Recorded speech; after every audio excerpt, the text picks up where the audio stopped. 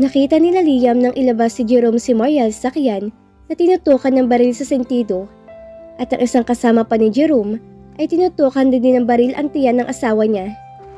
Napamura si Liam sa kanyang nasasaksihan. No, no, no Mariel. Oh God, please Mariel. Sambit ni Liam sa sobrang pag-aalala para sa asawa at magiging anak. Please, iligtas niyo ang asawa ko. Mariel! Pagsigaw ni Liam, tatakbuhin na sana ni Liam si Mariel na maagap siyang napigilan ng mga pulis. Napabaling ng tingin si Mariel sa personel ni Liam na marinig niya ang pagsigaw na pagtawag ni Liam sa pangalan niya. Liam! Umiiyak na bigkas si Mariel na nakatingin sa direksyon nila Liam na mababanaag ang takot at pag-aalala para sa kanya at sa baby nila. I'm sorry, Liam. Sorry. Usal ni Mariel na nakatitig sa asawang nagwawala. Ayaw namang magpipigil ni Liam sa mga pulis, kaya sinigawan na siya ng isang pulis para tumigil na siya. Mr. Moran, enough! Pasigaw ng isang pulis na nasa harapan nila Liam at Jack na nakahawak din sa kaibigan upang pigilan din ito. Pinalalala mo lang sitwasyon, Mr. Moran. Alam naming lahat rito nararamdaman mo para sa mag-ina mo. Hayaan mo lang gawin namin ang trabaho namin. Pangako na gagawin namin ang lahat upang iligtas ang asawa mo. Kailangan namin ng kooperasyon mo para magawa namin ng maayos ang pagligtas kay Mrs. Moran. Huwag mong i-provoke ang kidnappers upang saktan ang asawa mo. Mahinahon na pagkausap ng pulis kay Liam. Para namang kandila na unti-unting natutunaw si Liam dahil wala siyang magawa para kay Mariel ng oras na iyon. Ang tanging magagawa niya lang ngayon ay magdasal para sa kaligtasan ng asawa at ng baby nila. Itinanguna na Liam ang ulo niya sa pulis, tanda na makikipag-cooperate na siya sa mga ito. Narealize niyang tama nga sinabi ng pulis. Tinapik ni Jack ang kanang balikat ni Liam. Magdasal at magtiwala ka lang sa naitaas na hindi niya pababayaan ang asawa mo. Wika ni Jack na naaawa sa sitwasyon ng kaibigan. Namumula ang mata at hilam na sa luha ang mga mata ni Liam. Nakatingin pa rin siya kay Mariel na alam niyang natatakot rin. Bro, napakawalang kwenta kong asawa at ama. Naroon ang asawa ko tawak ng mga halangang kaluluwang buhay na mag-ina ko. Habang ako naririto, naghihintay sa mga susunod na mangyayari. At hindi ko alam kung mahawakan ko pang buhay si Mariel at makikita ko pa bang buhay ang baby namin. Maimosyong saad ni Liam. Malalagpasan niyo rin to ni Mariel, Liam. Naniniwala kong hindi hahayaan ng Diyos na muli ka magdusa sa pangalawang pagkakataon. Saad ni Jack. Nagbanta ng pasigaw sa mga pulis si Jerome na narinig din nila Liam. Hayaan niyo kaming makaalis rito. Kung hindi, ay mauunang mamamatay ang babaeng to. At ipinaduos-os ang dulo ng baril sa mukha ni Mariel at ibinalik yon sa sentido ng babae. Napapikit at napakuyom ang kamay ni Liam sa ginagawa ni Jerome sa asawa niya. Ganun rin si Jack na nagpipigil na rin ng galit. Mendoza, kung gagawin mo yan, ay para ka na rin nagpakamatay at idadamay mo pa mga makasama mo. Naitanong mo na ba sa mga kasabot mo na gusto rin nilang wakasan ang buhay nila? O ikaw lang ang nagdidesisyon sa buhay nila? Sagot ang negotiator na kumausap kay Jerome gamit ang megaphone. Boss, ayoko pang mamatay. Sumuko na lamang tayo. Nanginginig na sa takot na tura ni Totoy na lumabas na rin sa sakyan na nakatutok ang baril sa hawak sa mga pulis. Napakaduwag mo, Totoy. Tanggalin mo nga ang daga sa dibdib mo. Hindi ka nakakatulong. Ikaw ang uunahin ko kapag nagsalita at kumontra ka pa. Paangal na wika ni Jerome sa lalaking nasa tabi niya para siya'y harangan. Tumahimik at hindi na nagsalita pa si Totoy.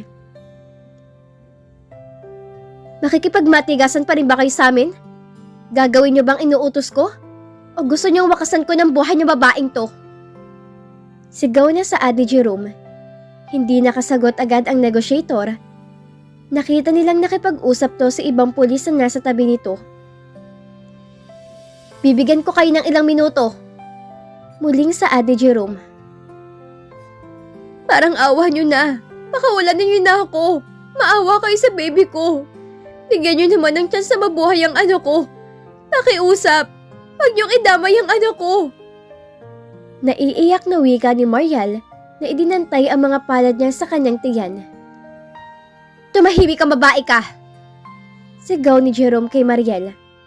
Nakaramdam naman ng awa si Totoy kay Mariel at napatingin to sa malaking tiyan ng babae.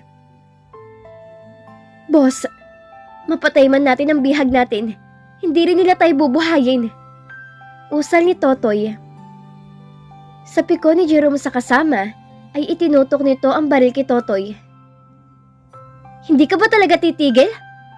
Pagigil na tanong pa ni Jerome kay Totoy. Nang mapasinghap at mabulagan ang mga tao nanonood sa nangyayari, ay natigilan si Jerome na maramdaman niya ang dulo ng baril sa kanyang leeg. Mabilis na nilapitan ni Eric ang katawan ni Jerome na niyapos ang mga braso nito at tinutukan ng baril sa leeg si Jerome nang hindi ito makapalagpa. Anong ginagawa mo, Eric? Nangangalit ang bagang na tanong ni Jerome sa lalaking nasa kanyang likuran.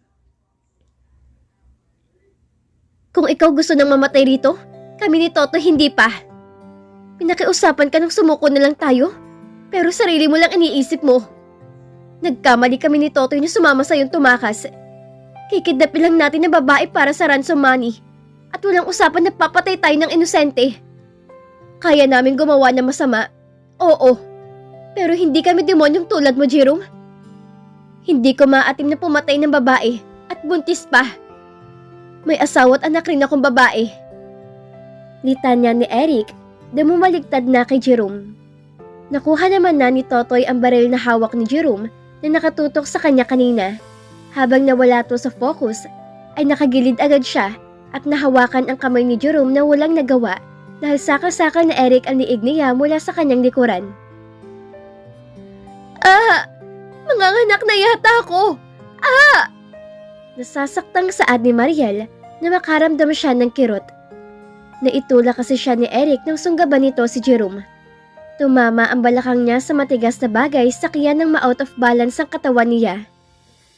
Masakit! Tulong! Tulungan niyo ako! Manganganak na ako! Mahinang paghingi ng tulong ni Mariel kina Eric na narinig ni Totoy, kaya napasuyap siya kay Mariel. Manganganak na siya! Wika ni Totoy. Sumuko na tayo, Toy. Saad ni Eric na ikinasang-ayon ni Totoy agad. Susuko na kami! Sigaw ni Eric at ibinato ni Totoy ang 2 baril na hawak niya. Susuko na kami! Tulungan niyo kami! Manganganak na siya! Sigaw ni Totoy na patakbo na silang lapitan ng mga pulis. Tumakbo na rin sina Liam at Jack palapit kay Mariel nang mahawakan na ng mga pulis si Jerome at sina Eric at Totoy. Hindi na sila pinigilan pa ng mga pulis. Mariel! Mariel! Love, ligtas ka na! Ligtas na kayo! Liam? Ang sakit! Manganganak na ako! Nagkagulo bigla na maglaban si Jerome sa pulis na nakahawak sa kanya na kahit naposasa na ang kamay niya, ay nagawa niya pang makuha ang baril ng pulis na nakasukbit sa bewang nito. Agad na itinutok ni Jerome ang baril sa direksyon nila Mariel at umalingaw-ngaw ang magkakasunod na tunog ng putok ng baril. Si Jack ang tinamaan ng bala na dapat ay kay Mariel dahil sa humarang siya sa mag-asawa. Ang 2 putok ng baril ay sa katawan ni Jerome pinatama ng mga pulis. Bumagsak ang katawan ni Jerome at agad ding binawian ng buhay. Jack! Jack! Sigaw ni Liam na mapagtanto niyang tinamaan ng bala ang kaibigan. Nasalo naman si Jack ng pulis na nasa tabi ni Liam bago ito bumagsak. May mali pa naman si Jack na nakatingin din kay Liam, ngunit nailayo na ng kaibigan sa kanya. Mabilis na kumilos ang mga medics na nakaambantali na pala sa lugar. Senyorito, ako nang sasama sa kaibigan mo sa ambulansya. Hinihingal na sa Adi Mang Ben sa kanya na makalapit to sa kanila. Mababanaag sa mukha ni Liam ang pag-aalala para kay Jack. Gusto niyang lapitan si Jack, ngunit hindi niya mabitawan ang kamay ng asawa na naisakay na sa stretcher ng medics. Sige Mang Ben, balitaan mo ko. Huwag mong iiwan si Jack, Mang Ben. Pakiusap. Bili ni Liam bago siya sumakay ng ambulansya. Naisakay sa magkabilang ambulansya sina Jack at Mariel at magkasunuran ding nakarating sa malapit na ospital. Mabilis na nakarating ng ospital sina Liam. Nauna lang sila ng ilang minuto ni Mariel at nakasunod rin agad si Mang Ben. Liam, ang baby natin. Natatakot na iyak ni Mariel nang itinakbo na siya papasok ng delivery room dahil patuloy pa rin ang pagtagas ng dugo sa kanyang mga hita. I know love. Hindi mawawala ang baby natin, okay? Magiging okay sa baby Dylan. Magiging okay ang anak natin. Kayong dalawa. Saad ni Liam na hawak pa rin ang kamay ni Mariel. Pagkarating nila sa labas ng delivery room, ay pinigilan na si Liam ng nurse na makapasok sa loob. Sir, hindi kayo pwedeng pumasok sa loob ng delivery room. Saad ng nurse sa harapan nito si Liam. Wag mo akong iwan, Liam. Kailangan kita sa tabi ko. Aning tura ni Mariel sa asawa na marinig ang sinabi ng nurse. Sorry miss, pero hindi pwede si sir sa loob. Ang doktor na ang sumagot kay Mariel na bagong dating. Napatingin si Liam sa doktora na nakikiusap ang kanyang mga mata.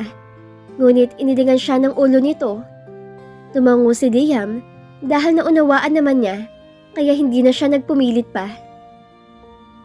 Dito lang ako sa labas, love. Hindi ako aalis dito hanggang sa makapanganak ka. Pangako na hindi kita iiwan. Wika ni Liam na ikinatango ng ulo ni Mariel. Tulad ng pangako ni Liam, hindi siya umalis sa labas ng delivery room kahit na mag-iisang oras na ang lumipas. Nagpabalik-balik lang siya ng lakad sa hallway dahil kinakabahan siyang talaga. Mang Ben, kamusta si Jack? Tanong ni Liam nang lapitan siya ng driver nila sa labas ng delivery room. Maswerte si Sir Jack dahil hindi gaanong bumaon ng bala sa katawan niya. Tapos na siyang gamutin ng doktor. Nailipat na rin siya ng private room at nagpapahinga. Dumating ang kaibigan niyo si Sir Colton. Iniwanan ko na muna sila sa silid ni Sir Jack. Si Mariel, kamusta siya, senyorito? Nasa loob pa rin siya, Mang Ben. Kailangan siyang isesarya ng mga doktor. Gusto kong pumasok sa loob pero hindi nila ako pinayagan. Aniya at napabuntong hininga. Ipagdasal natin na maging maayos ang panganak ng asawa mo. Mabuti rin at nakaligtas na sa mga kidnappers si Mariel. Sana nga, Mang Ben. Sana nga. Anas na wika ni Liam. Salamat, Mang Ben, sa tulong. Kung wala ka rito, hindi ko alam ang gagawin ko. Ang asawa ko nanganganak sa loob at hindi ko alam kung ano mangyayari sa baby namin. At ng kaibigan ko napahamak ng dahil sa akin. Muling saad ni Liam nang hindi na nagsalita pa si Mang Ben. Senyorito, hindi mo naman ginusto na mangyari to sa kanila? Huwag mong sisihin ang sarili mo.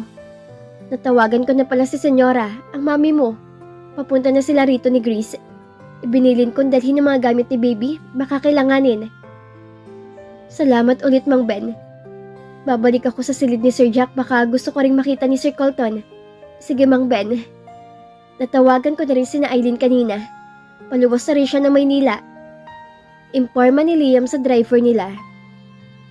Nasalubong naman ni Mang Ben ang mami ni Liam at si Grace na mabilis na naglalakad patungong delivery room. Senyora, si Mang Ben. Wika ni Grace na makita ang driver Ben. Ben, nasaan ang anak ko? Si Mariel, nakapanganak na ba siya? Tanong agad ni Donna. Nasa labas pa ng delivery room si Senyorito Liam, senyora. Hindi pa lumalabas ang doktor na nagpapaanak sa manugang nyo. Sagot ni Mang Ben. Saan ka pupunta? Bakit iniwan mong anak ko? Tanong pa ng senyora.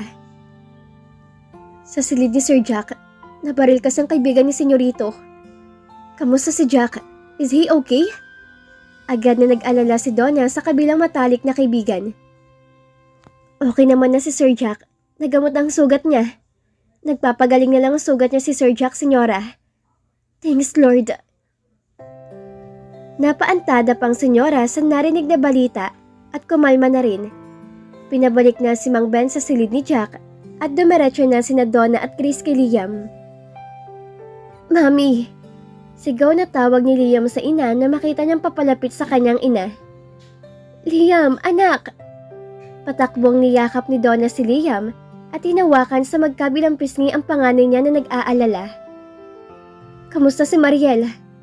tanong ni Donna at inakay paupo si Liam sa malapit sa pinto ng delivery room. "Wala pang lumalabas na nasa loob, Mami. Kanina pa ako naghihintay rito. Patagal ng patagal, lalo lang ako nag-aalala na baka may mangyari masama sa mag-ina ko." Sagot ni Liam na tatayo sana, pero inawat siya ng ina. "Huwag ka mag-isip ng negative, Liam.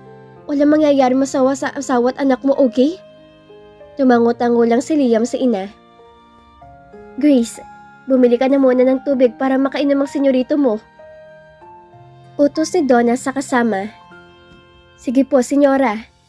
At inilapag ang bitbit na malaking bag sa may upuan at mabilis na iniwan ang mag-ina.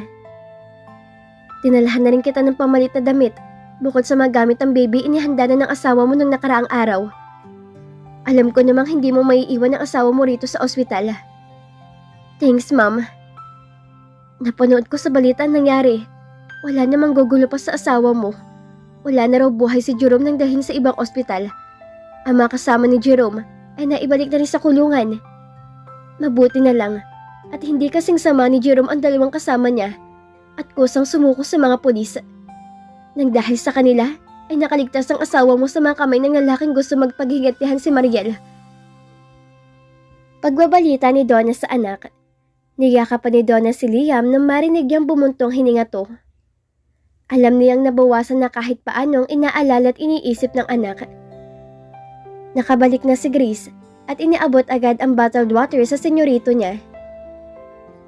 Ilang minuto pang paghihintay nila ay bumukas na rin ang pinto ng delivery room at lumabas roon ang doktora at isang nurse. "Dok, kamusta ang asawa ko?" Agad na tanong ni Liam na makalapit na nakapaanak sa asawa. "Your wife is safe, Mr. Moran, and your son also. But need na ma-incubator pa rin si baby dahil sa premature ang anak nyo. Don't worry, he is far from danger. Congratulations, Mr. Moran." Masayang napataas ng ulo niya si Liam at huminga ng malalim na sa may nakatingin at pinagkiskis ang mga palad niya na inilapit ang kanyang bibig. Nagpasalamat siya sa may kapal dahil walang nangyaring masama sa mag-ina niya at naging okay na ang lahat. "Pwede na ba naming makita ang apo ko, Dok, at ang manugang ko?" tanong naman ng mami ni Liam. "Ililipat pa ng room si Mrs. Moran, doon yun na lamang siya puntahan. At ang baby niya, itingnan nyo na lamang mamaya sa NICU." Sagot naman ng doktor.